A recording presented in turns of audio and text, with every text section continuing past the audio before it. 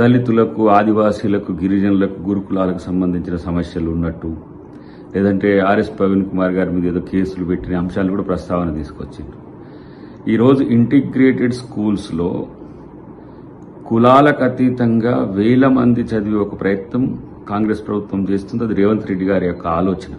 గతంలో మీ నాన్న అనుండే ఏంది కేజీ టు పీజీ ఉచిత విద్య, అలాంటి గురుకులాల్లో ఏ కులం అనేది పెట్టకుండా ఎస్సీ గురుకులాలు, ఎస్టీ గురుకులాలు, బీసీ గురుకులాలను పెట్టకుండా అందరూ ఒక దగ్గరనే చదవాలని చెప్పి చాలా ప్రగల్భాలు మీరు వెనకటికి పలికింటారు.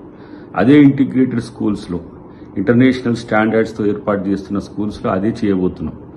ఉచిత విద్య వైపు తీసుకుపోవడం, ఇంకా కులాల ప్రస్తావనతో అభివృద్ధినో లేకపోతే వాళ్ళ యొక్క అంశాలను తెర మీదకి తీసుకొచ్చేది కాకుండా ఒక నవ భారత నిర్మాణం ఏ విధంగా జరగాలనో, అంబేద్కర్ ఏ కులరహిత సమాజాన్ని కోరుకున్నాడో ఆ దిశగా కాంగ్రెస్ ప్రభుత్వం ప్రయత్నం చేస్తున్నది. కాబట్టి మీరేదో రాజకీయ విమర్శల కొరకు, లేకపోతే స్టైపాండ్స్ కొరకు, స్కాలర్షిప్స్ కొరకు మీరు మాట్లాడినట్టు, లేకపోతే ఇతరత్ర మీరేదో ఆ వర్గాల కొరకు పోరాడినట్టు ఇదంతా నటిస్తుంటే మీకు కనబడతలేవా అనేది ఆలోచించుకోవాల్సిన అవసరం ఉన్నది.